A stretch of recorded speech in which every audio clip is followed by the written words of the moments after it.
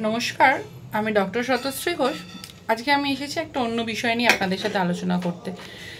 আমরা যারা মেনোপজাল যারা মেনোপজাল ওমান আছি, যাদের মেনোপজ হয়, তারা অনেকেই আমরা এখন কি করি, হরমোন রিপ্লেসমেন্ট থেরাপি করি।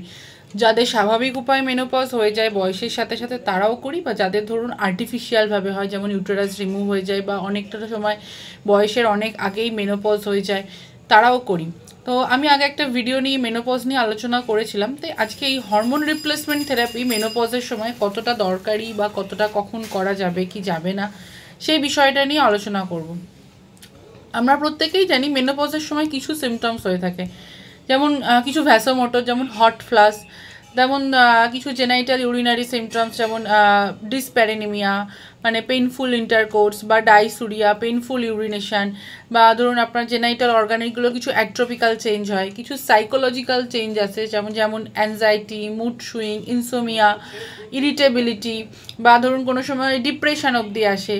তাছাড়া কি হয়, আমাদের হাড়ের ক্ষয়, যেমন অস্টিওপোরোসিস বা ফ্র্যাকচার অফ বোন অবধি হতে পারে, বা ধরুন কিছু কার্ডিওভাস্কুলার ডিজিজেস যেমন করোনারি আর্টারি ডিজিজেস, এগুলো কিন্তু হয়। এটা মানে পোস্ট মেনোপজাল ওমেনদের মধ্যে এই জিনিসগুলো দেখা যায়। কেন হয়? শুধুমাত্র আমাদের তখন যে শরীরে ইস্ট্রোজেনের ডেফিসিয়েন্সি হয়, বা ইস্ট্রোজেনের ডেফিসিয়েন্সি হওয়ার পর জন্য আমাদের যে মেনোপজের অনসেটটা হয়, সেটার জন্য কিন্তু হতে থাকে।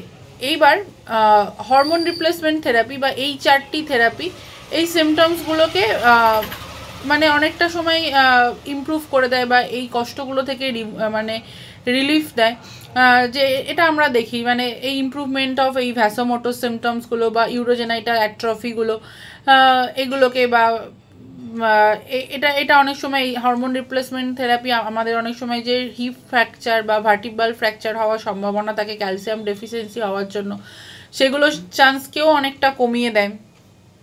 তারপরে এই হরমোন রিপ্লেসমেন্ট থেরাপিটা মেইনলি কী বলুন তো, একটা প্রিপারেশন, যেটা ইস্ট্রোজেন বা কম্বাইন্ড ইস্ট্রোজেন এগুলোর একটা প্রিপারেশন, বা অনেক সময় প্রোজেস্টিন এর প্রিপারেশন থেকে তৈরি হয়।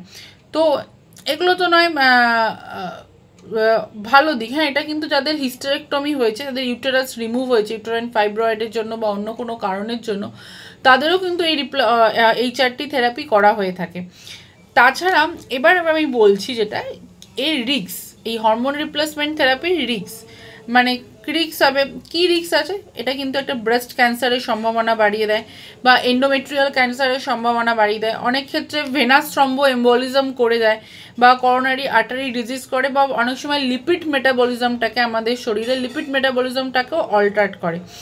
আর এই ছাড়াও কিন্তু আমাদের কিছু কন্ট্রা ইন্ডিকেশন আছে, যখন আমাদের কিন্তু এই ট্রিটমেন্টটা করা যাবে না। কখন?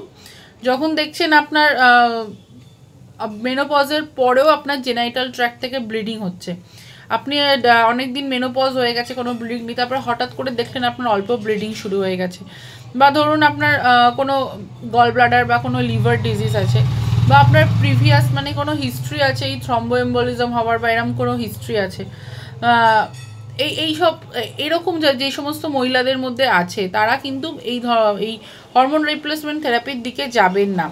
বা তাদের যাদের কোনো ওভারিয়ান ফেলিওর আছে, এই ধরনের, এরা কিন্তু যাবেন না। হরমোন রিপ্লেসমেন্ট থেরাপির কিছু ভালো দিক আছে, যেমন কিছু খারাপ দিকটাও আছে। তাই অনেকেই আছে কি মেনোপজ হয়ে গেলে এইরকম ধরনের এই কম্বাইন্ড ট্যাবলেটগুলো ওষুধের দোকান থেকে কিনে খেতে শুরু করে।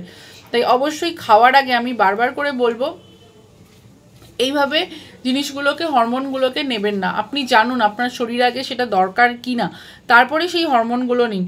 তাছাড়াও আমি যেটা বলার কথা, যে জিনিসটা আপনারা মেনে চলবো, কিছু নন হরমোনাল মেথডস আছে বা কিছু ট্রিটমেন্ট আছে, সেগুলো আমরা কিন্তু মেনোপজের পরে মেনে চলতে পারি। যেমন দেখুন, আমরা লাইফস্টাইল চেঞ্জ করতে পারি, আমরা একটু এক্সারসাইজ করতে পারি, আমরা একটু ক্যালসিয়াম ইনটেকটা বেশি করতে পারি, যাতে আমাদের হাড়ের ক্ষয় বা হাড়ের ভঙ্গুরতাটা কম আসে।